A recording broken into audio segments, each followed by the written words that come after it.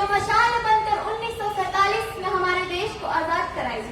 माननीय, आजादी के पूर्व देशभक्ति के मायने कुछ और हुआ करते थे और अब आजादी के बाद कुछ और हुआ करते हैं।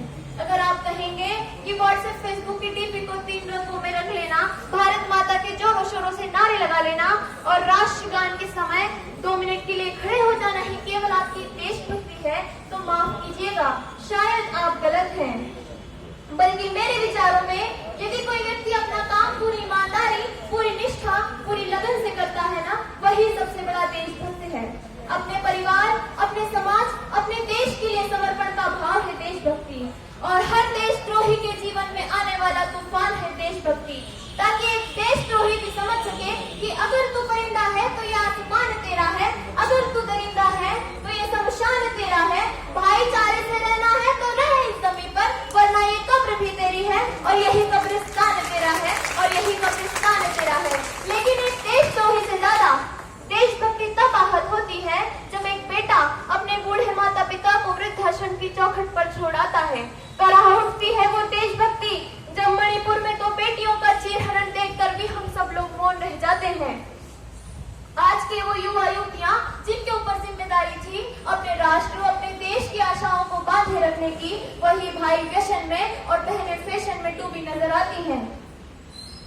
गरीब मजदूर को मजदूर समझिए, मजबूर नहीं। गरीब को काम दीजिए, दान नहीं। और अगर दान देने के इच्छुक हैं तो जीते जी रक्तदान दीजिए और मरने के बाद अंग दान देकर किसी मरते हुए को जीवन दान दीजिए। यही सच्ची देशभक्ति, यही सच्चा देश प्रेम है।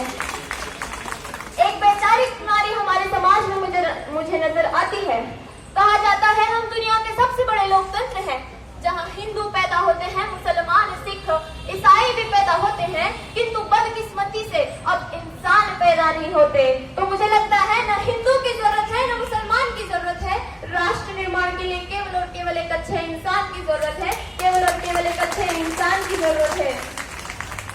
हमारे देश का शिक्षित वर्ग ही, जब तक हमारे देश का शिक्षित वर्ग ही अपने धर्म, अपनी जाति को ऊंचा मानकर दूसरों की जाति की अवहेलना करता रहेगा, तब तक ना तो इस देश से अंधविश्वास खत्म होगा और ना ही हमारा राष्ट्र निर्माण संभव होगा। हमारी संस्कृति, हमारी सभ्यता को दुनिया ने शीश नवाया है, तो क्यों आस्था के नाम पर हमने अंधविश्वास फैलाया है।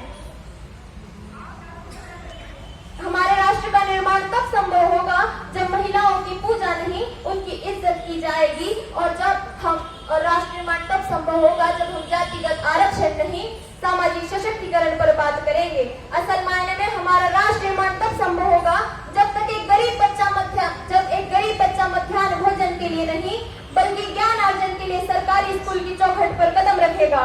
और हमारा राष्ट्र निर्माण तब तक संभव नहीं होगा जब तक एक नागरिक नैतिक रूप से सकेगा, चारित्रिक रूप से भ्रष्ट, मानसिक रूप से दिवालिया, धार्मिक रूप से अंधा, राजनीतिक रूप से गंदा, स्वैच्छिक मान मूल्यों के आंकड़ों में जिन्न शिन्न पैपंडमयी भारत को खंड खंड करता रहेगा।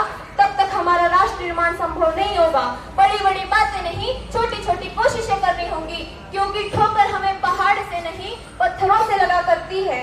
I being an Indian, I being a simple daughter of this motherland, I being a student feel proud to be an Indian। और मैं सैल्यूट करना चाहूंगी सरहद पर खड़े हर उस जवान को, पुलिस प्रशासन और किसान को, और इस देश के हर उस व्यक्ति को जो अपना काम पूरी ईमानदारी, मेहनत और पूरी लगन से करते हैं।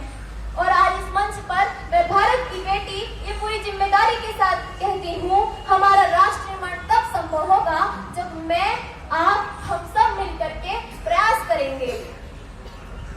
अंत में मैं बस इतना ही कहना चाहूंगी कि मेरा देश महान था, महान है, महान रहेगा। मेरा देश महान था, महान है, महान रहेगा। होगा हौसला सबके दिलों में बुलंद, तो एक दिन पाकिस्तान भी जय हिंद कहेगा। अरे पाकिस्तान ही क्यों, सारा जहान जय हिंद कहेगा, क्योंकि सारे जहां से अच्छा हिंदुस्तान हमारा। हम बुलबुले हैं इसके, ये गुलिस्तान हमारा। जय हिंद, वंदे मातरम। Thank you.